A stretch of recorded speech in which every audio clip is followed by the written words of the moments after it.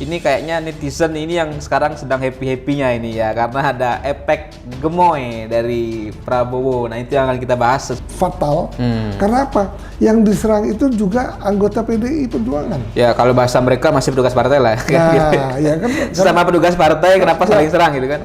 Mas Gibran, Pak Jokowi dalam hal ini sekarang merupakan kader PDI Perjuangan. Ya. Nah, seandainya itu mereka diserang dan masih sebagai anggota PDI Perjuangan, itu kan menyebabkan perpecahan. Ya. Nah, tetapi ini yang bisa juga terjadi di Indonesia. Kenapa? Karena para ada pemimpin yang sedang berkuasa, kemudian anak putranya juga ikut cawapres. Ya. Nah, itu sangat memungkinkan bisa kemenangan apabila orang tuanya yang memimpin ini memang elektabilitas terus naik. Artinya ya tingkat kepuasan publiknya lah. Tetap stabil. Ya.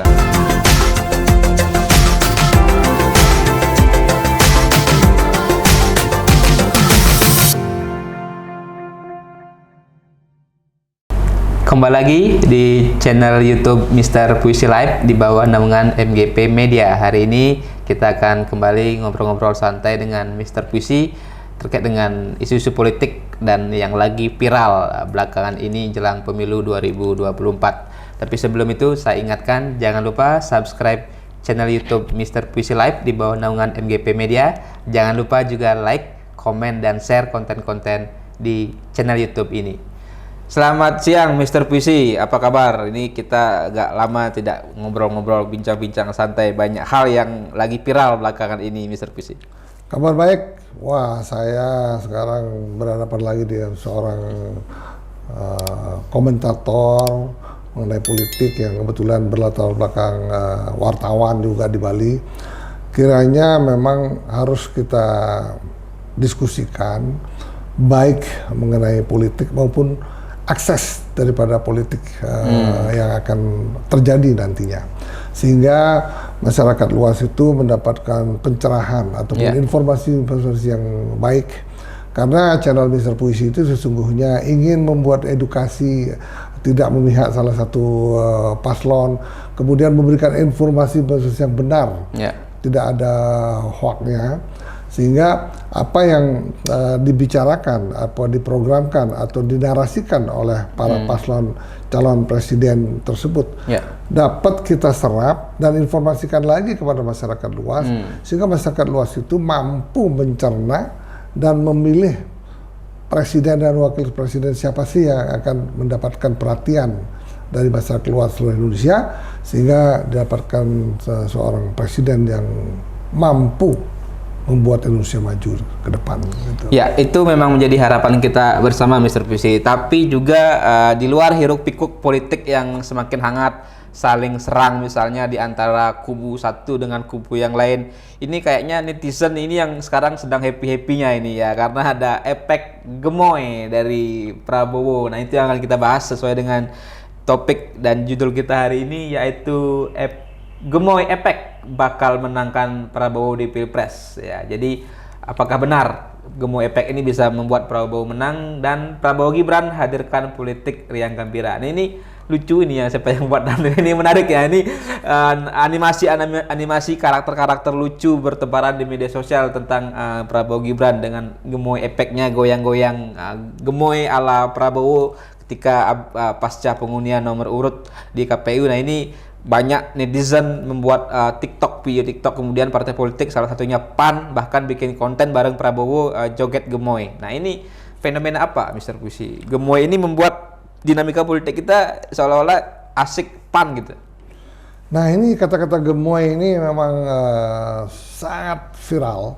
Sesungguhnya kata-kata gemoy ini terjadi karena natural, tidak direncanakan. Konon katanya sebagai hal-hal informasi seperti ini kita dapatkan dari timnya Pak Prabowo. Sesungguhnya gemoy itu tidak direncanakan. Ya, mungkin sebelum sana biar netizen atau publik tahu gemoy itu apa maknanya, artinya, dan jadi, siapa yang bisa dilabelkan dengan kata gemoy gitu. Jadi sesungguhnya kalau misalnya gaya-gaya Pak Prabowo ini dilakukan oleh Gibran, itu nggak bisa dibilang gemoy.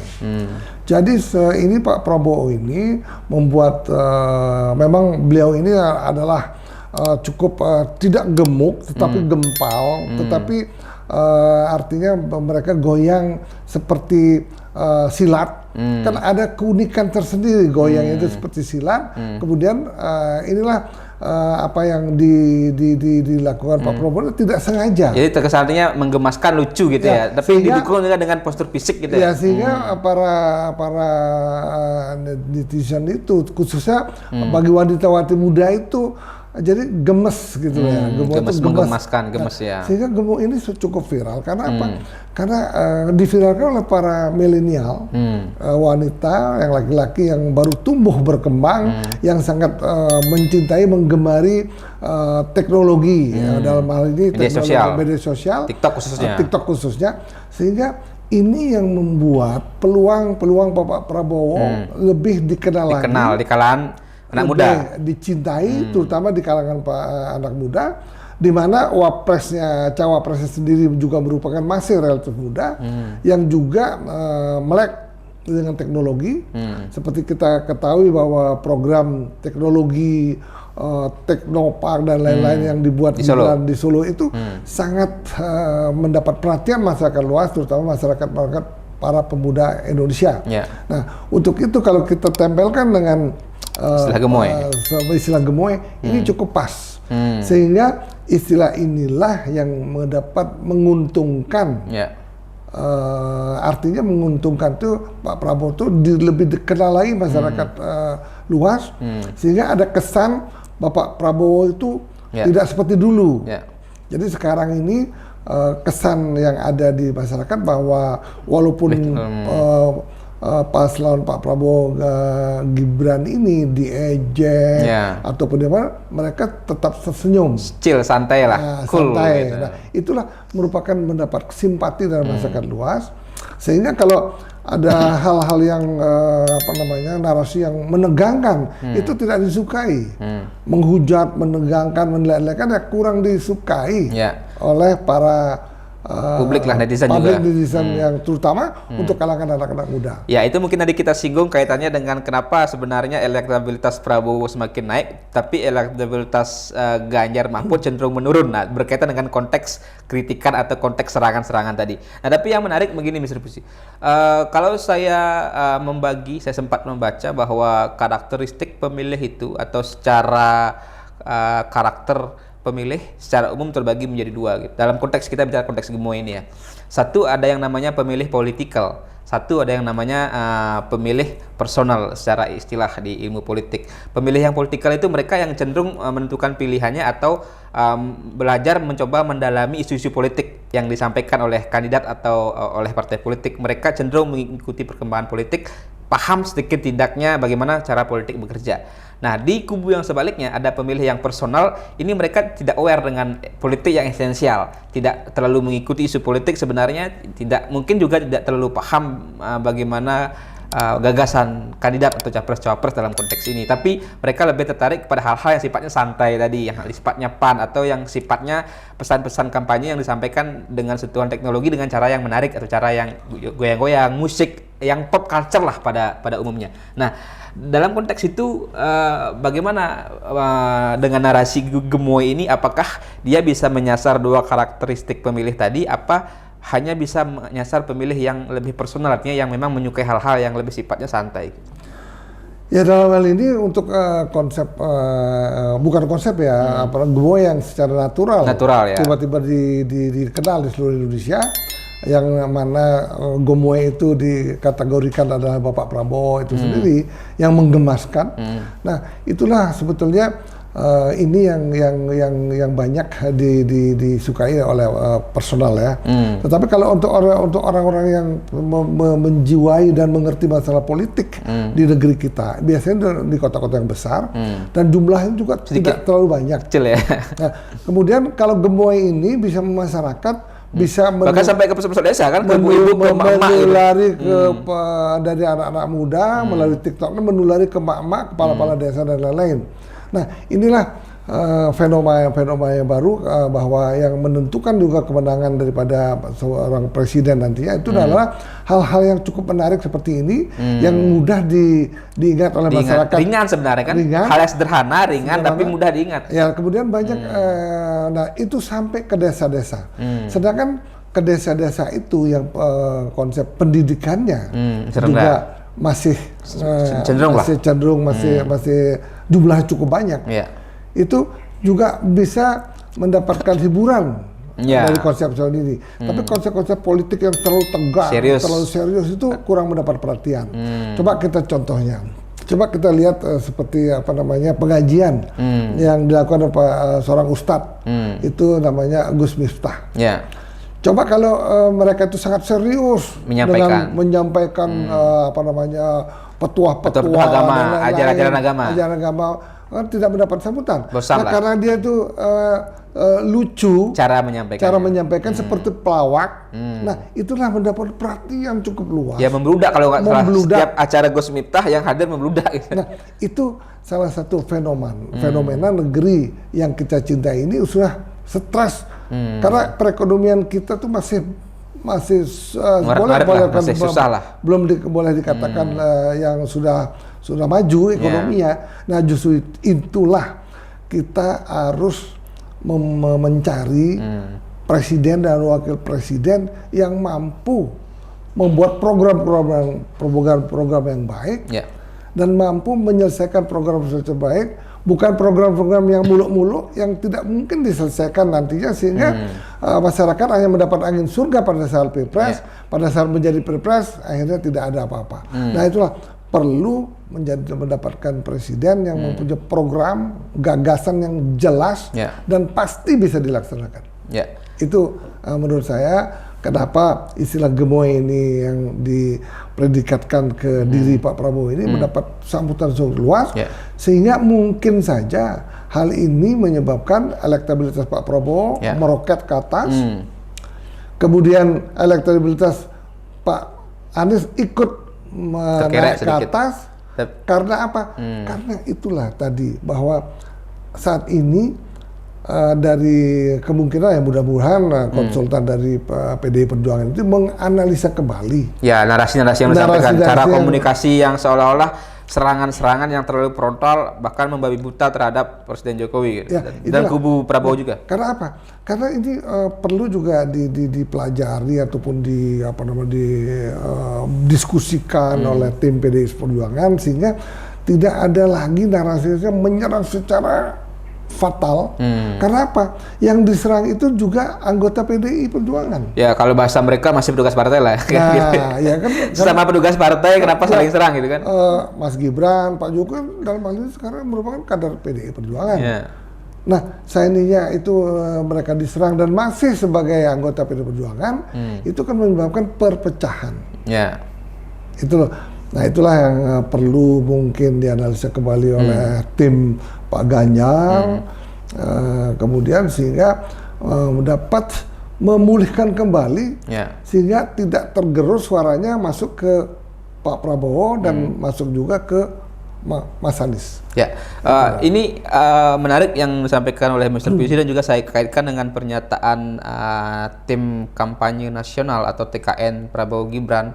Tadi kalau menyebar secara organik, saya sepakat juga, dan juga itu ditegaskan oleh Rosan Roslani, Ketua TKN Prabowo Gibran, bahwa ini tidak didesain begitu, tidak artinya didesain sedemikian rupa oleh TKN, tapi memang konten ini, gemoy ini, goyang-goyang ini menyebar, dibuat secara organik oleh netizen. Nah, kemudian yang menarik pernyataan dari politisi PSI Dedek Prayudi yang mengatakan ini sebagai bagian narasi komunikasi politik. Nah, dia membagi menjadi dua, antara narasi yang bersifat sensasi dan narasi yang bersifat esensi.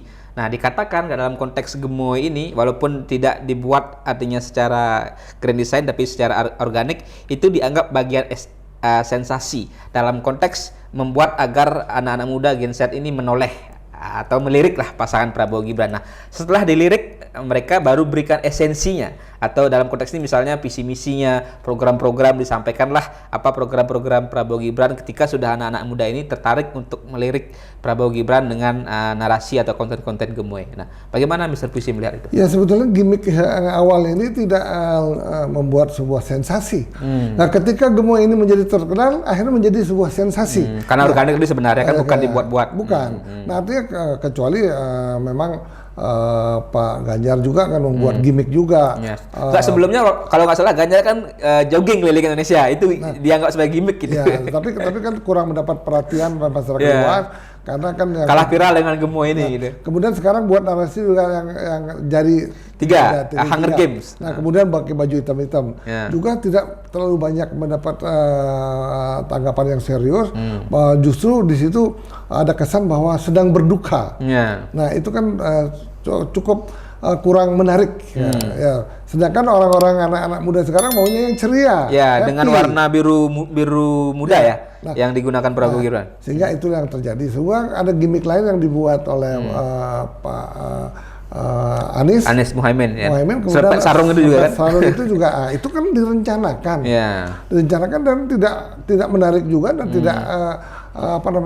tidak menjadi gerakan move yang organik lah dibanding dengan Gemo ini. Ya, itulah yang kemudian merupakan nilai tambah yang tidak direncanakan oleh Bapak Prabowo, sehingga Pak Prabowo sampai saat ini mau meroket elektabilitasnya. Tetapi jangan salah, waktu masih kurang lebih 70 hari. Ini yang sangat nanti menentukan juga adalah pada saat mereka berdebat politik. Debat perdana tanggal 12 Desember. Nah, itulah yang akan membuat juga hal-hal yang bisa juga membuat elektabilitas pasangan ini bisa menurun atau menaik. Ya, dan tadi sebenarnya ini mengacu kepada fenomena ini sebenarnya pernah terjadi ya di pemilu Filipina itu, putra dari Presiden Ferdinand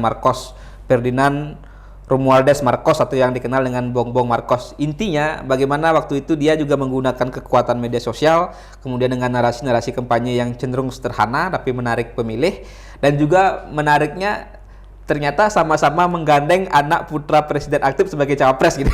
Dan mereka terpilih waktu kala itu di pemilihan presiden Filipina, Bongbong Marcos dengan Sara Duterte, putrinya dari Rodrigo Duterte yang presiden aktif kala itu. Nah, ini menarik Mr. Puisi. Jadi ada semacam transformasi citra dari seorang Prabowo yang Pilpres 2014, 2019 begitu menggebu-gebu, berapi-api, marah-marah sampai gebrak-gebrak meja, bahkan jadi meme di medsos. Sekarang Gemo inilah yang menjadi citra atau branding baru Prabowo. Seperti apa? Apakah ini memang bisa menunjukkan bahwa politik ini riang gembira dan tanda kutip jadi bisa menjadi salah satu faktor kemenangan Prabowo Gibran? Ya, memang Pilpres itu akan menjadi luar biasa menariknya apabila ada sesuatu yang viral. Di mana viral ini masalah Gemo yang juga sangat viral menguntungkan Pak Prabowo. Tetapi ada juga hal-hal yang bisa merugikan. Di mana kebetulan yang seperti dikatakan tadi kan anaknya penguasa ikut menjadi cawapres kemudian menang kan gitu kan. Nah, itu terjadi di Filipina. Kan? Tetapi ini yang bisa juga terjadi di Indonesia. Kenapa? Karena ada pemimpin yang sedang berkuasa, kemudian anak putranya juga ikut cawapres. Nah, itu sangat memungkinkan bisa kemenangan apabila orang tuanya yang memimpin ini memang elektabilitas terus naik. Ya, tingkat kepuasan publiknya lah. Misalnya tetap stabil, misalnya 80% ke atas.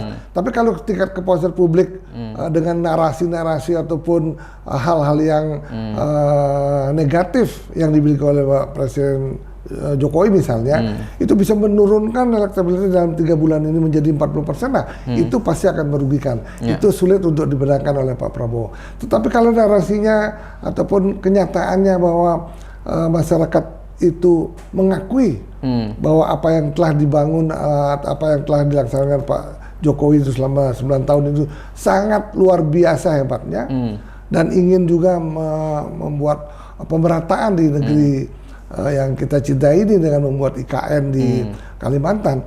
Nah, kalau itu ditangkap oleh masyarakat itu positif, maka elektabilitas tetap tinggi Pak Jokowi, maka kemungkinan ini yang memungkinkan Gibran akan Pak Prabowo dan Gibran ini menjadi menang di Pilpres 2024. Ya, menarik Mr. Puisi. Jadi memang ini menjadi fenomena baru dalam politik Indonesia, di mana 2 gelaran Pilpres sebelumnya cukup panas dengan narasi cebong kampret, dengan narasi politik identitas. Tapi sekarang sepertinya di Pilpres Pemilu 2023 ini lebih cair suasananya, lebih riang juga.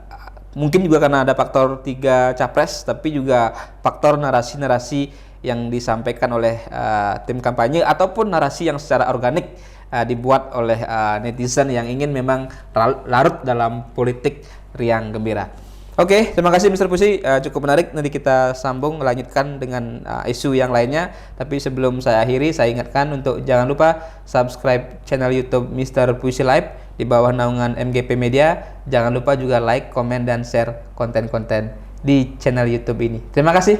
Salam pemilu damai.